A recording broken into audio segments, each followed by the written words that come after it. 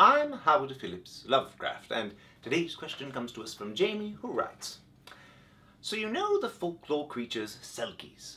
It's an old myth that certain seals could take off their seal skin and become human. Originally all Selkies were male and often abducted the widows of fishermen lost at sea to marry them. There's one myth that if a woman cries 7 tears into the sea, a Selkie would claim her as his bride. I didn't know that. But later, suddenly all Selkies were women, and the stories involved fishermen stealing their sealskin and hiding it so they could force the women to marry them. I noticed something. Any time someone draws a Selkie or uses them as a character in romance novels, the women are always portrayed as slender, and the men as rather buff dudes with well-defined abs. But seals, like all marine mammals, cultivate a nice thick layer of blubber to keep themselves warm in the water, some more than others. So when a Selkie takes off their sealskin to take on their human form, shouldn't they be fat? This is a marvelous question, and the answer, as far as my knowledge of marine biology goes, is, well, yes.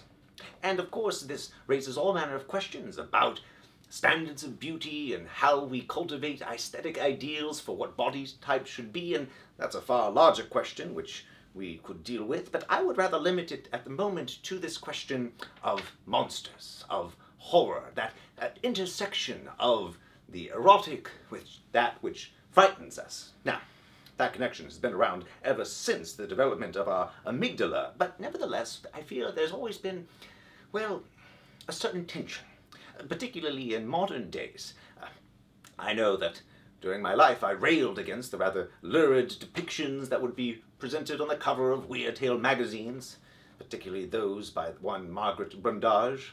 I found that trying to titillate to increase sales was rather poor form, and nevertheless it's part of a much larger trend, and I think the real issue is not necessarily that people are trying to make the frightening erotic, but rather they're being very limited in their imagination.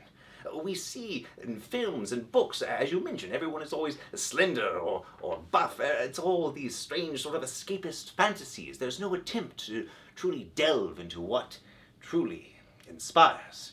You only have to look at that worst example of all, the purveyors of Halloween costumes with their various sexy vampires or sexy werewolves or sexy colostomy bag technicians.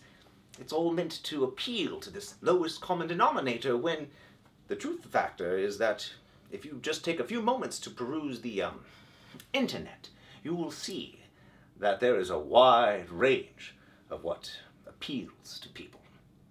So I encourage you, if you're designing monsters, if you're wanting to imagine monsters, go for it. Have your Zaftig Selkies, have your cadaverous vampires, your squamous mermaids with needle-sharp teeth. I think you'll find it will make for a far richer and still very attractive world. Oh, and if you are one of those purveyors of Halloween costumes, I have some written down designs for a sexy Shoggoth costume, which I think you'll find rather invigorating. As always, I'm Howard Phillips Lovecraft. Thank you.